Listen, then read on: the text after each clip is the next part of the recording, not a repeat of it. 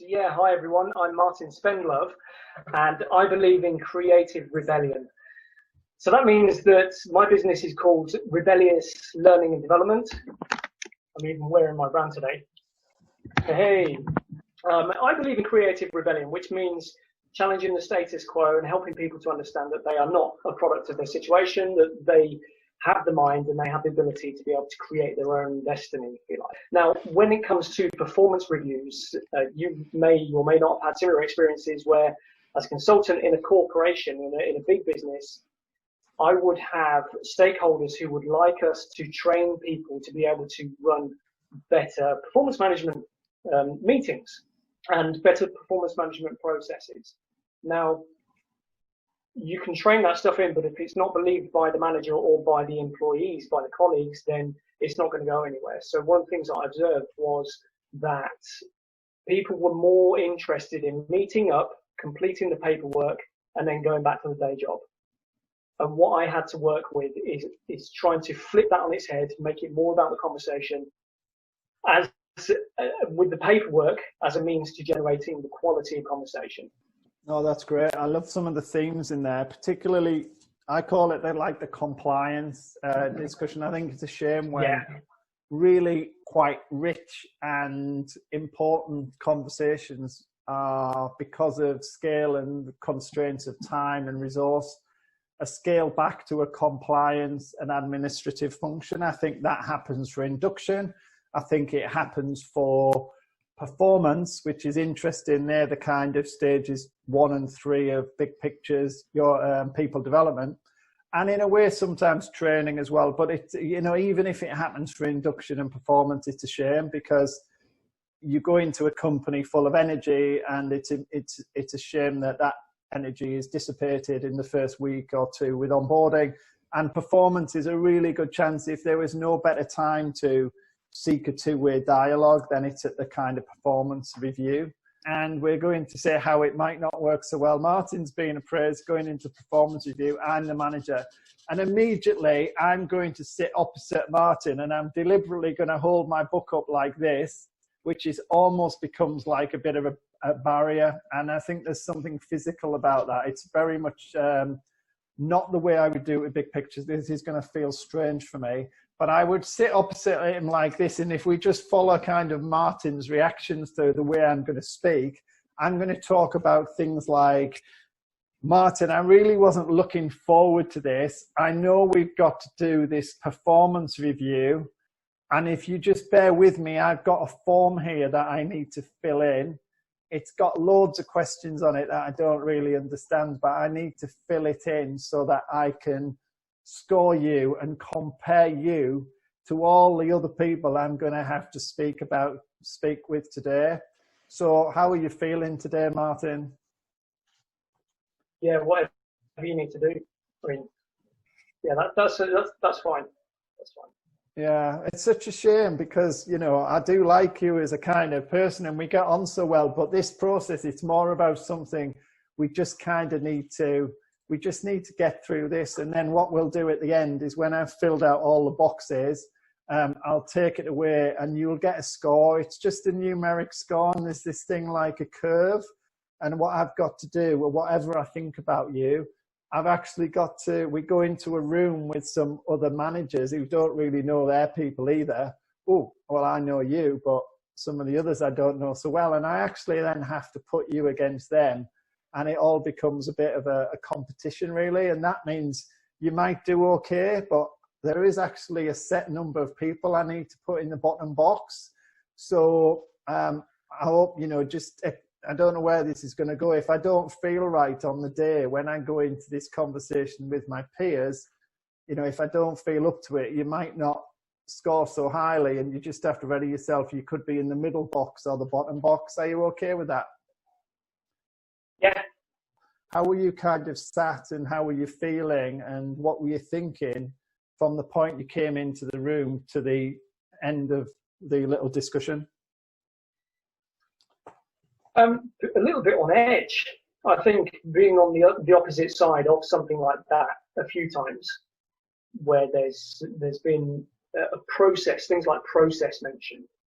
It doesn't trigger emotion to be the best I can be. It feels like I'm going through the motions and just doing what I've been told from the echelons above. It doesn't really create the feeling of development and progress for a human being. It feels more like I'm on a treadmill and I've just got to keep going, and it's, all I could say was, yeah, sure, let's just get on with it. Let's go. Yeah. Let's do it, because I'm not really that passionate. We're going in the second set play, and immediately I'll try and replay the steps. So instead of kind of this view, which you can see the back of my daybook, you're going to get a kind of this view, and the second camera I'm going to share with you will show an overhead view, which is on the desk here. So that's going to be live, and normally that would be in a real meeting. It would be on the desk between Martin and I. So talking about to the basics of body language, shoulder to shoulder, working on something together is what it's about. Clearly we can't do that today, so you'll see my camera and we'll see me moving things as Martin's talking. The colleague themselves would have kind of have their own big picture, because remember, they would have been, for the end-to-end experience, they would have been onboarded. And the ideal for me is that they've used big picture for their induction and onboarding, and they've used it when they go into their training. They're holding this thing. So they're holding a version of this board behind me on paper, on a pad. That is their artifact. That is their thing. They should be quite proud of that, because if they've filled it in honestly with authenticity, that is actually a reflection about what they're thinking. So it will show where they see themselves in the business. It will show the other teams that they're working with on a day-to-day basis. It may show how they interact with this customer journey, running left to right across the page. It will naturally and quite organically allow this colleague, in this case Martin, to express how they see themselves in the business. It will allow them to make connections with the technology, the measures, the money, and the process. And we're going to obviously use this in a performance context. Yeah, okay. So I'm Martin. I work in marketing, and I love to write great copy. I use content management system. Ah, excellent. So we would look down, and I would say, well, I can see what you're telling me here, Martin, because where I can see where you see yourself. You're here within the marketing space. I think you mentioned a couple of things. You mentioned that you love to write great copy. So if we were looking at it in terms of the connection to the symbols, writing great copy is a bit of a process in itself. So it's something that you start, you do, and then you produce an output from. And you mentioned something about a content management system. So there's a bit of tech there as well. So I might say to you, it's interesting. So this is just a natural connection I've just made now.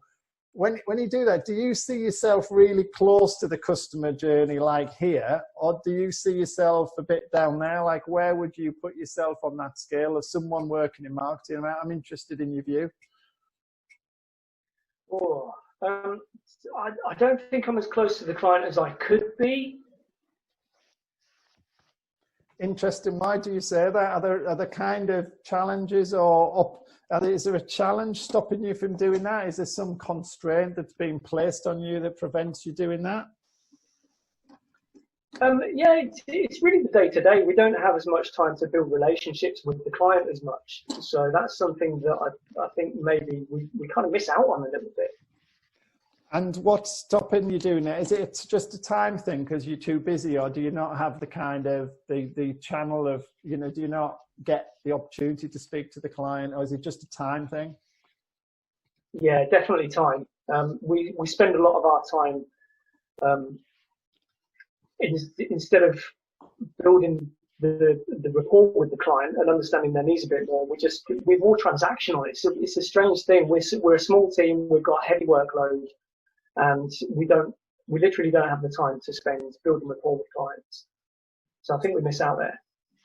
Yeah, and that's interesting, because what I would take away from that, and what we'd be doing on the table in front of us as we were talking there, I put like a challenge there between you and the customer journey. And I also remember something from the last chat we had, which was that in order, you said last time, that something you would like to be clear on so that you could do your job better is to have some clearer key messages from the kind of management level in order that you could write the copy off that. Is that still an issue for you now?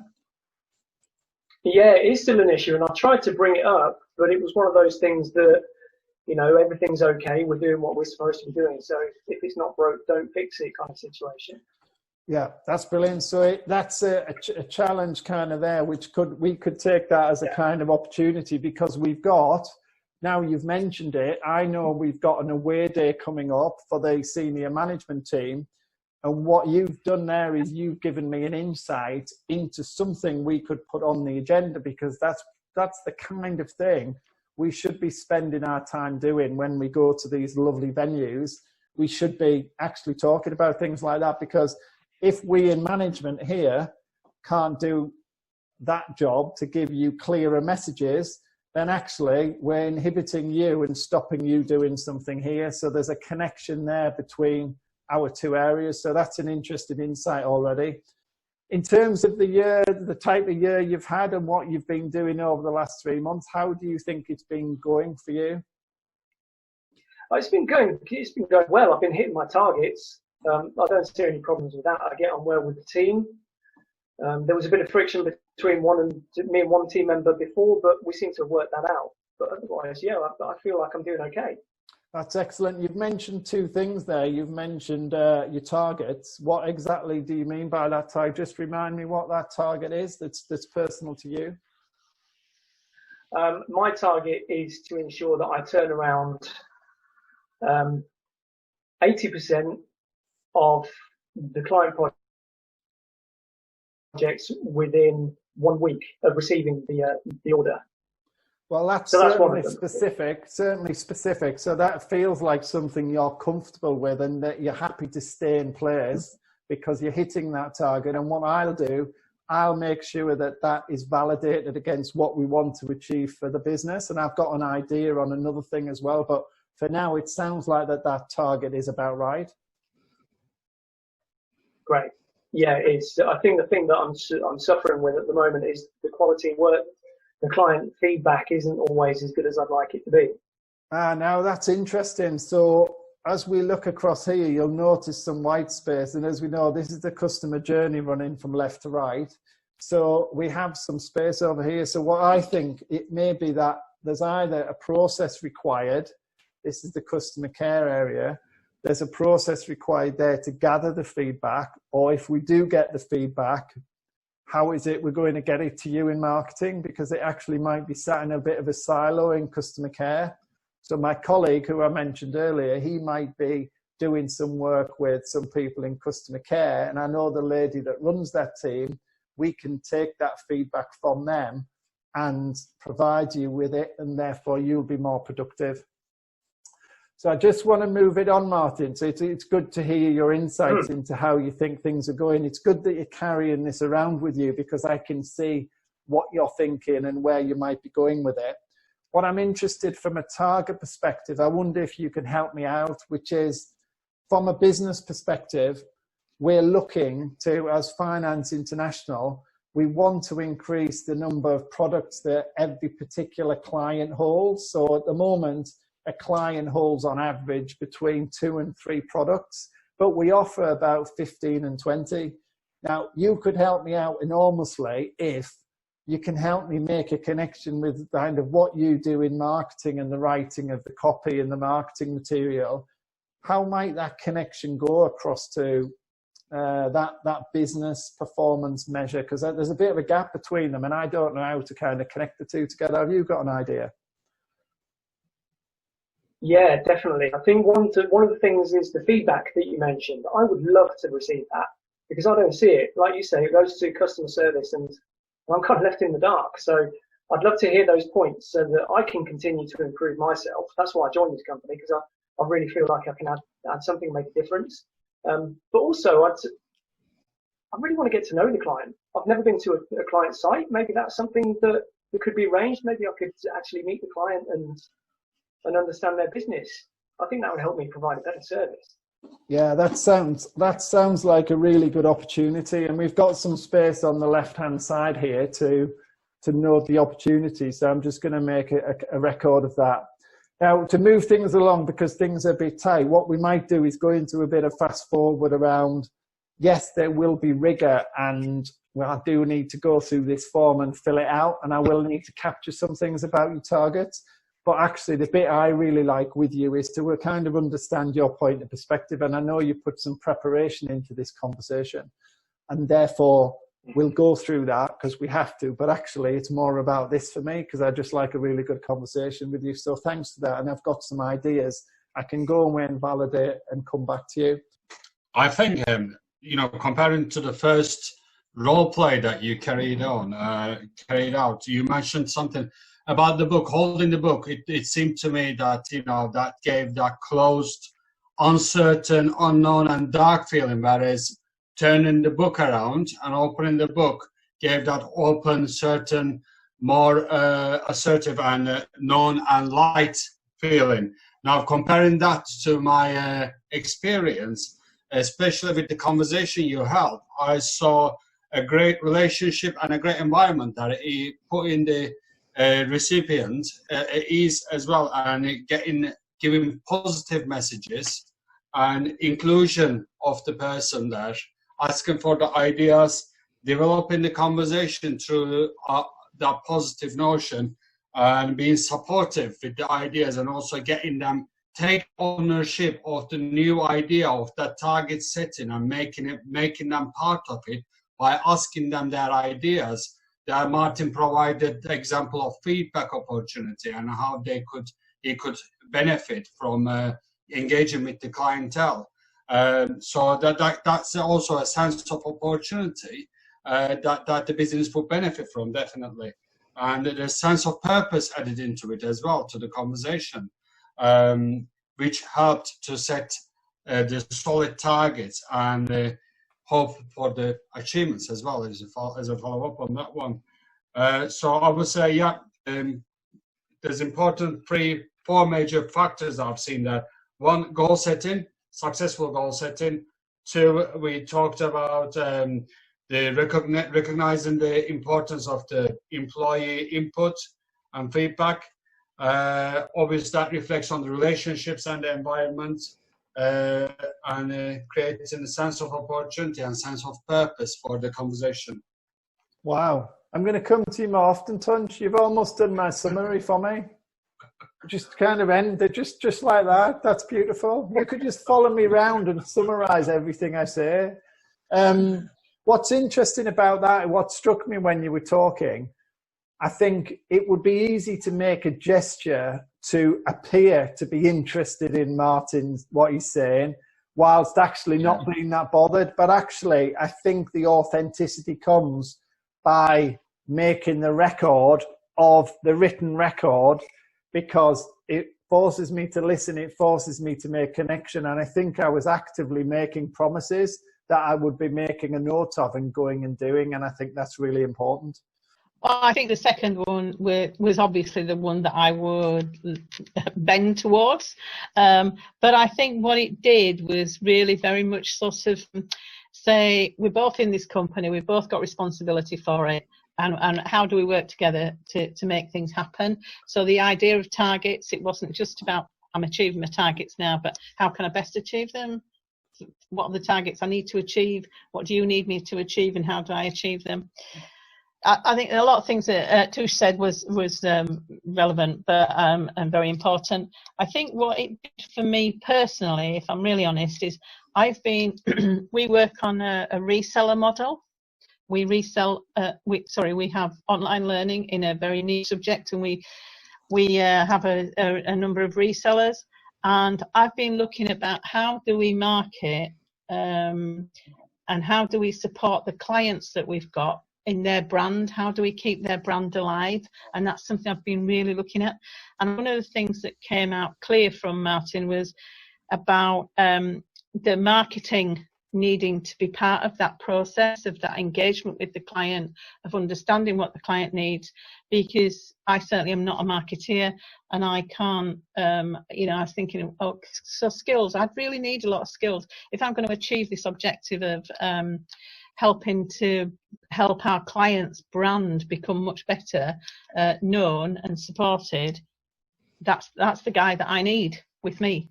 Well, I think as Martin sort of talked to, I never meet the client, and that's when I started thinking, well, actually, why don't you meet the client? Maybe marketing's seen as a backroom operation, but actually, it's a very important sort of face, a front of house. Front of house. It's what people see. You create the stuff that people see.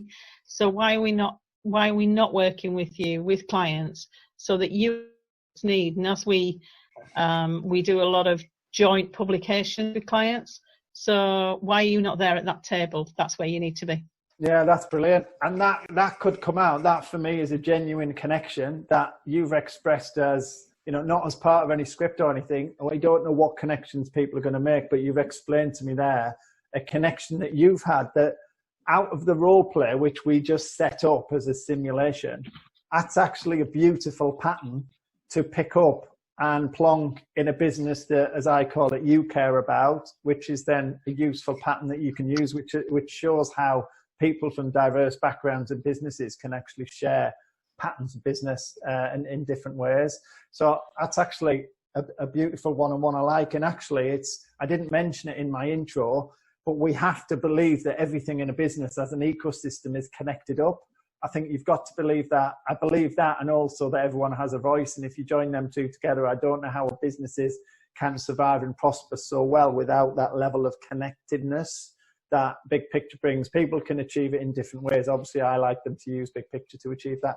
I mean, what I noticed was how much more focused and specific the second conversation was. So, you were talking about real details in the work rather than generalities. And it was less confrontational. It was much more positive in terms of, I suppose, because there wasn't this confrontation, because you weren't sort of eyeballing each other. I mean, I know that's a bit different virtually, but that idea of being side by side, looking at the diagram and working things out. I suppose there was a bit about dialogue and working together that was very, very positive. You thought this, and therefore this, and as a result of that, then this is. Not being with an English background, but I know that signifies that two people are kind of working together on it. Wow. A couple of things that I've picked out there. You were talking about Big Picture as an engagement tool. So I started there in the top left-hand corner.